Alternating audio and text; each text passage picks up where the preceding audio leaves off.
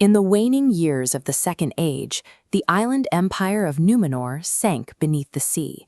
The survivors who washed ashore in Middle-earth found a fractured world devoid of organized human leadership and set out to build a civilization from the wreckage. High King Elendil remained in the northern realm of Arnor, leaving the administration of the newly founded southern kingdom, Gondor, to his two sons, Isildur and his younger brother, Anárion. This map shows the division of the South Kingdom. The Anduin River runs centrally. East, Isildur established Minas Ithil. West, Anárion built Minas Anor. To govern together, they built their shared capital, Osgiliath, directly over the river itself. While Isildur favored the eastern frontier, Anárion dedicated his energy to the architecture of the realm. His fortress of Minas Anor, the Tower of the Sun, was designed as a heavily fortified outpost of civilization facing an untamed landscape. This construction phase prioritized structural redundancy over mere aesthetics. By the time the survivors realized Sauron had also escaped the downfall, Anárion's masonry provided the physical, load-bearing weight required for the human race to survive the first shock of his return. That return came in the year 3429. Sauron launched a massive surprise assault over the mountains, instantly overwhelming Isildur's eastern forces and capturing Minas Ithil. Facing immediate destruction, Isildur abandoned the southern theater entirely.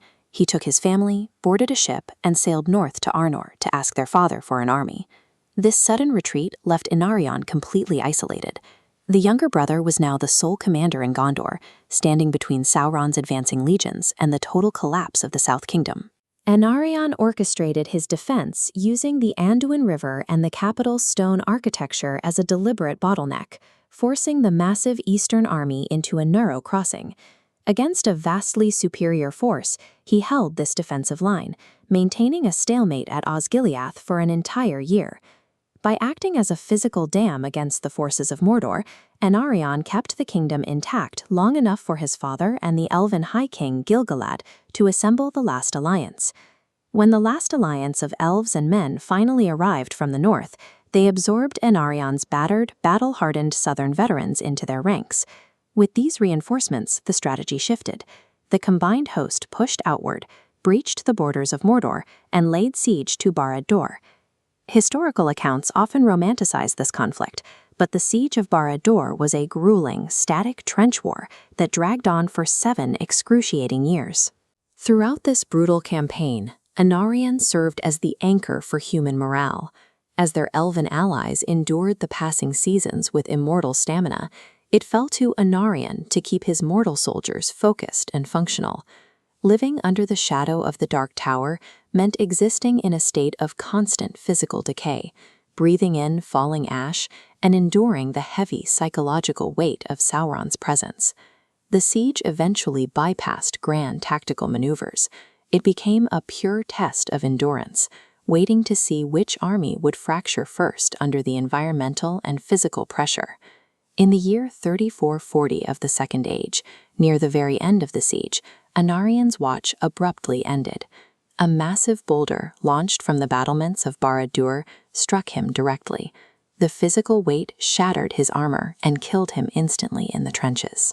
Unlike High King Elendil or Gil-galad, who would later fall in mythic face-to-face combat with Sauron, Anárion died an unceremonious soldier's death in the mud. When the war concluded shortly after, Isildur cut the One Ring from Sauron's hand. That single act dominated the historical record, overshadowing the brother who had held the kingdom together when it mattered most. The lineage chart of the Third Age shows the divergent paths of the two brothers. While Isildur's northern line eventually fragmented and faded into the wilderness, the House of Anárion maintained a continuous, illuminated succession in Gondor for over 2,000 years. The ultimate survival of the West rested on the structural integrity of the South Kingdom. The year-long stand at the river and the stone walls of the sun provided the foundation that allowed Middle-earth to endure into the next age.